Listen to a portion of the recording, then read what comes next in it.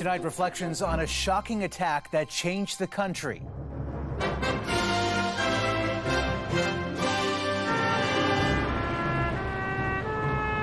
The solemn 10-year anniversary of the Parliament Hill shooting. We watched Nathan transition from alive to the next phase, so that's what sticks with me. And the courageous civilians who tried to save Corporal Nathan Cirillo. A big city police association takes aim at the federal government's handgun ban. This type of gun ban does not work in this city. The donations meant for Canadians that end up thousands of kilometers away overseas. Those are private businesses, which leads us to the question, what's going on and who are the actors in this business? How are you? With 2 weeks to go before the high-stakes U.S. election, courting American voters in Canada. We're just going around, we're dual citizens, and we know that over 20,000 other Windsor Rights are dual citizens. And a meaningful place to play.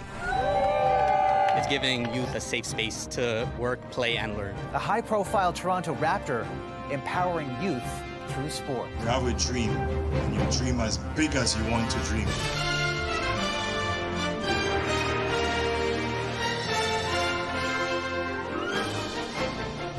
CTV National News with Omar Sachedina. Good evening, everyone. 10 years ago today, a 24-year-old reservist took his final breath, shot, while he was guarding one of Canada's most solemn and sacred sites, the tomb of the unknown soldier in Ottawa. Today, a ceremony to commemorate that day that sent shockwaves across the country. After shooting Corporal Nathan Cirillo, the gunman made his way to Parliament Hill, entered Centre Block, and fired multiple shots before he was killed. CTV's Judy Trinh on the tributes and the security changes.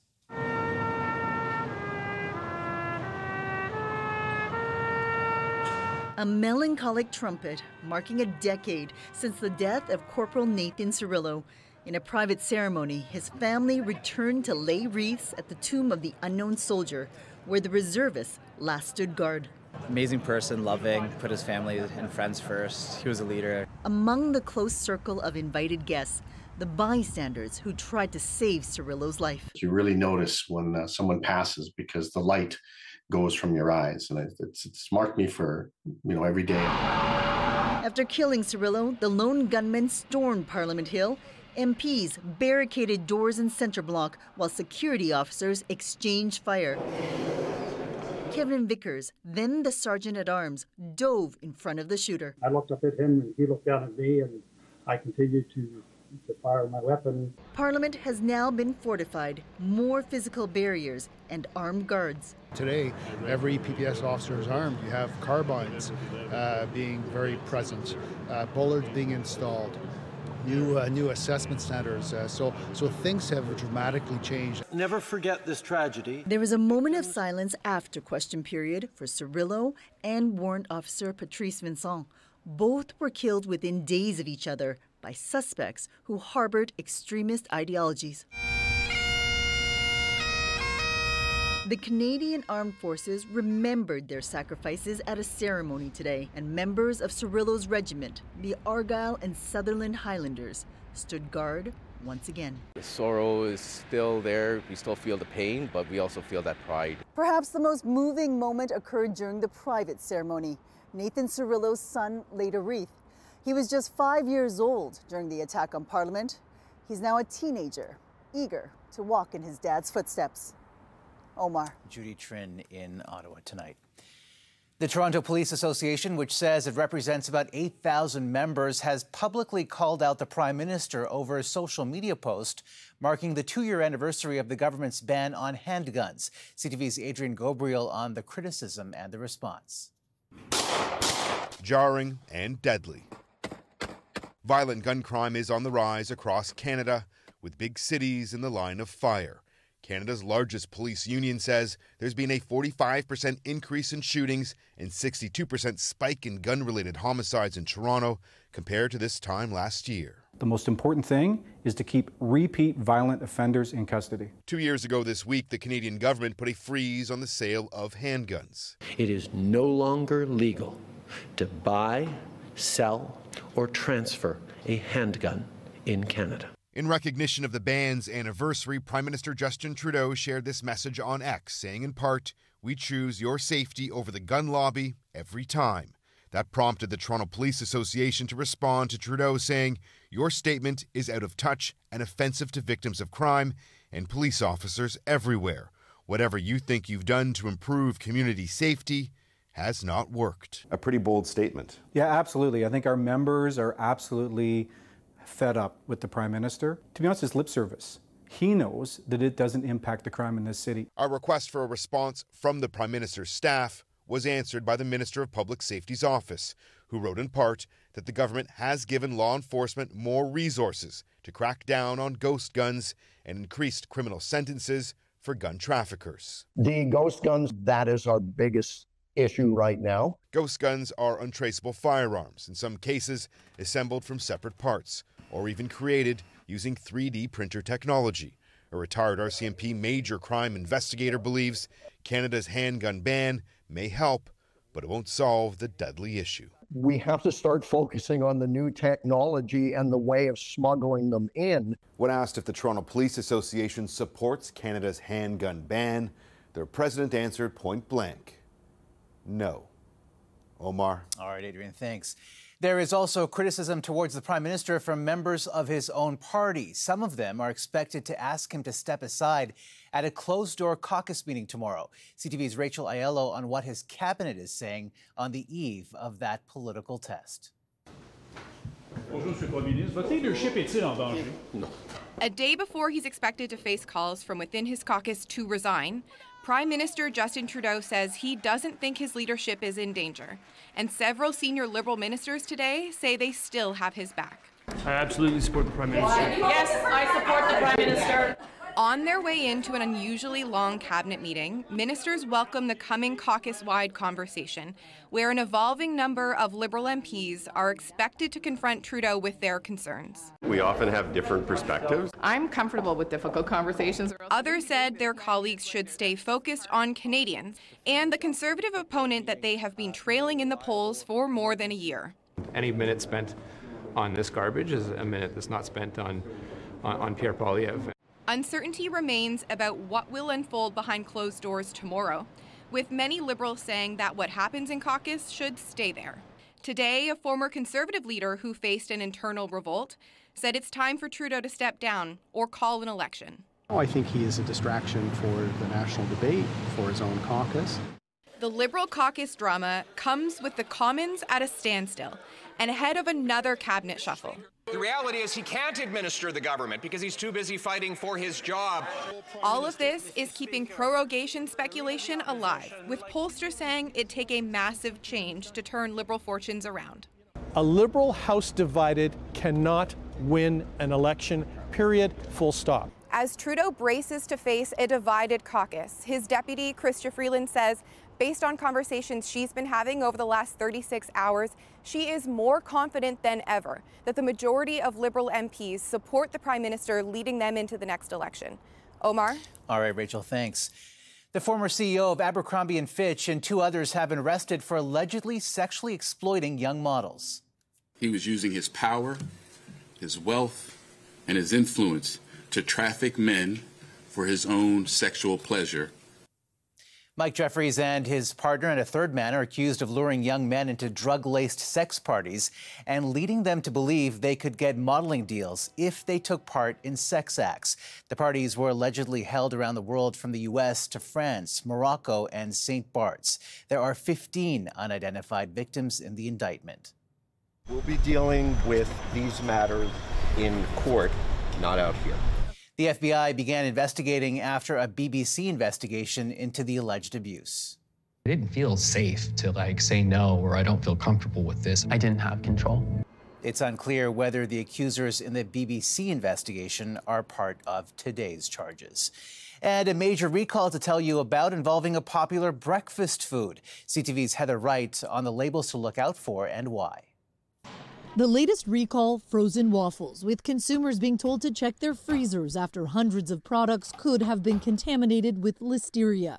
In Canada, those brands include Great Value, Compliments, and No Name. It's a liquid batter being piped through, who knows how many meters and meters of piping. It is very difficult to clean that kind of system down to the last microbe. There have so far been no illnesses reported with this recall. Earlier this year, the Canadian Food Inspection Agency says there were at least 20 listeria infections linked to contaminated plant-based beverages. 15 people were hospitalized and 3 died. In the case of the recalled waffles, the listeria was detected during routine testing, a sign experts say that safeguards are working. This is where we kind of lean on our government to enforce regulations about food safety. And with supply chains increasingly interconnected, contaminated food can travel quickly. In the United States, a listeria outbreak linked to deli meat has led to at least 59 hospitalizations and 10 deaths in 19 different states.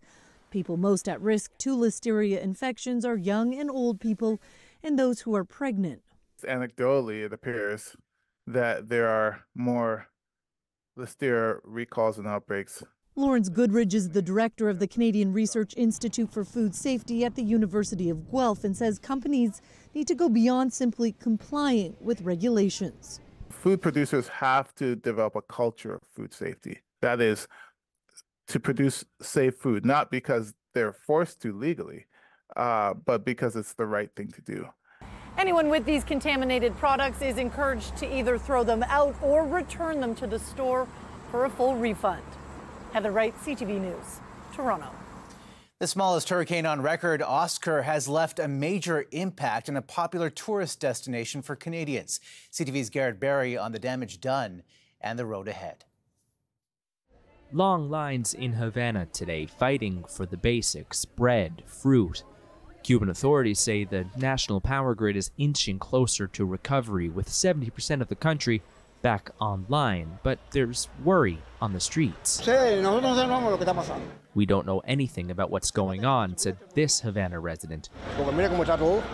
Look at how everything is. There's many lines everywhere you go, added another. Cuba's power grid has been faltering for days now. Authorities don't have enough fuel to run the power plants, and U.S. sanctions make it harder to find.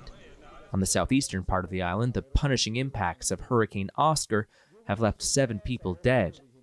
Cuba's president calls the situation very complex. Some travel still impossible. Roads are cut off. We are still doing the rescue work of the population, and we are still evaluating the possible damages, he told the country last night. Power has been fluctuating for Canadian visitors, even though it's slightly more shielded inside resorts and hotels. They're facing long stretches without services. They can't cook food or keep the food hot, refrigeration's down. Sanitation, washing your hands, everything's out the window. Yeah, so, and with the limited resources we have, we're probably only two or three meals away from not having anything here for ourselves. Global Affairs Canada is monitoring the situation. They say more than 1,600 Canadians have registered with them as being inside Cuba, but so far, no one has asked for help getting back home. Garrett Barry, CTV News, St. John's. Coming up. Many bins say they're for charity, so we wanted to find out if that's actually true. Canadian charitable donations lining for-profit pockets.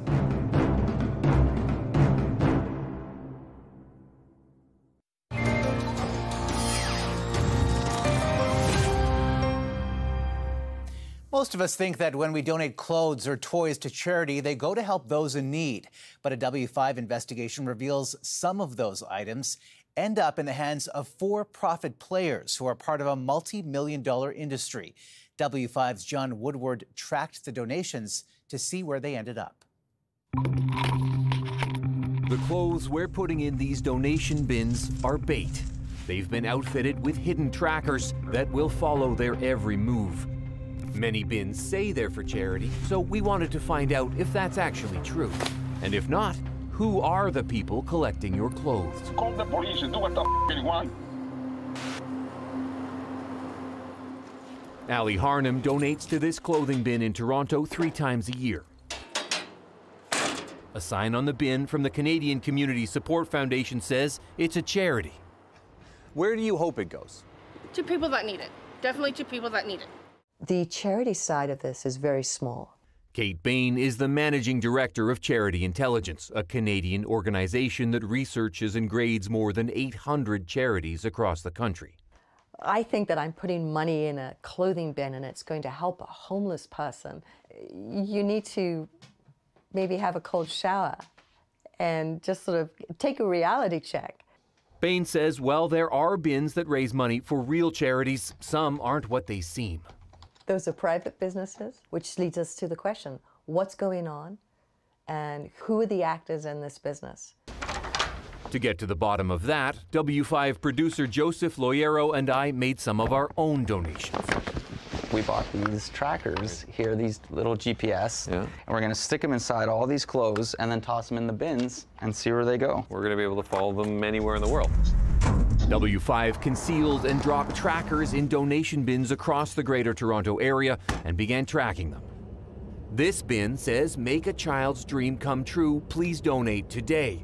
The tracker we put inside ended up at this store, where rags from recycled clothes are sold in bulk. One of our items was tracked to this industrial yard north of Toronto. The bin was labeled as used clothing donation bin in support of local charities, but it didn't stay local. Neither did the tracker we put in this one.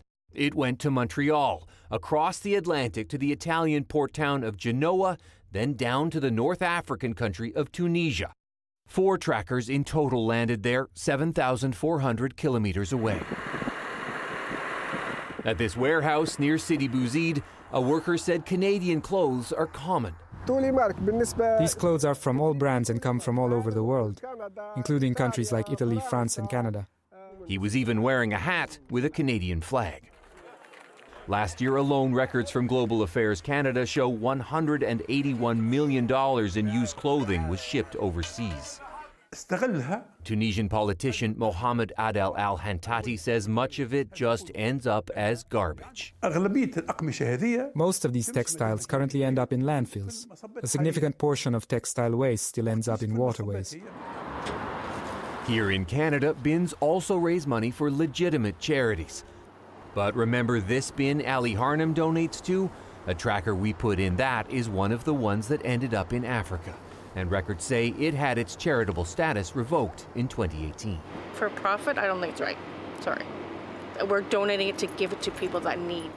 Harnham says the next time she donates clothes, she'll take a closer look at the bin. And joining me now is W5's John Woodward. John, this is really so eye-opening. So how do you know if the charity you're donating to is legitimate? Omar, chances are if you've heard of it and it's a reputable charity, you're probably okay. And let me tell you, those charities are the ones who are most frustrated by what we've uncovered. And if you need to, you can always look it up on the CRA website or Charity Intelligence Canada. Now, you've got several more stories coming up this week. Tell us what you're working on. So tomorrow we're going to do one where we uncover what appears to be a sham charity. And then later on in the week, we're going to look at what police believe is organized crime infiltrating this industry. All right, we will look forward to that. Thank you so much, John, for your reporting. Still ahead, canvassing for American voters here in Canada.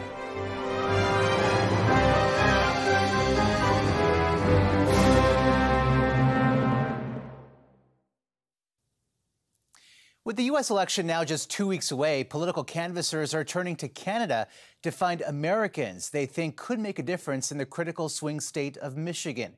CTV's Sanjay Maru reports.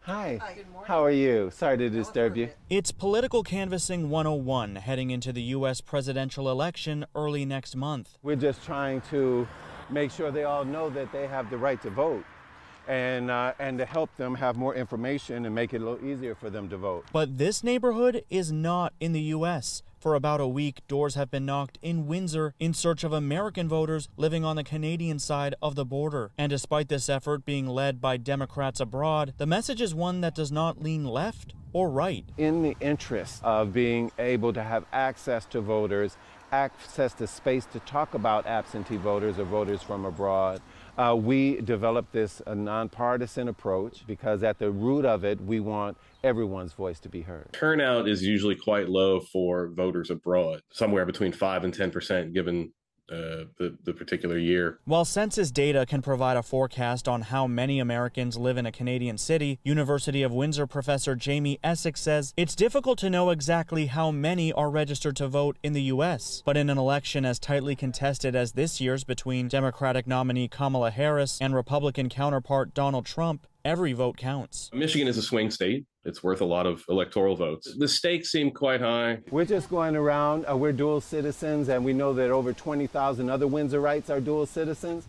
The U.S. federal government estimates there are more than 600,000 Americans living in Canada who are of voting age, and of them, Democrats Abroad estimates just more than 20,000 live here in Windsor.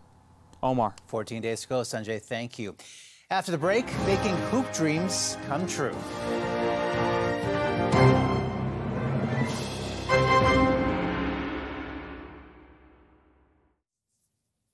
A basketball giant in Canada couldn't pass up the chance to harness the power of sport to inspire underprivileged communities. Here's CTV's Rahim Ladani. The freshly painted lines and shiny sign let you know this is Fir Grove Park. But these new basketball courts in the Jane and Finch community are more than just a place to play. When we talk about athletics, we talk about education. When we talk about athletics, we talk about youth mentorship. Sports is another avenue for youth to explore possibilities. Deluxon Yogaraja is a youth violence prevention worker. He says facilities like this play a big role in keeping youth focused and positively engaged. This leads to different employment opportunities, different mentorship opportunities, and like you said with youth violence prevention, it's giving youth a safe space to work, play, and learn.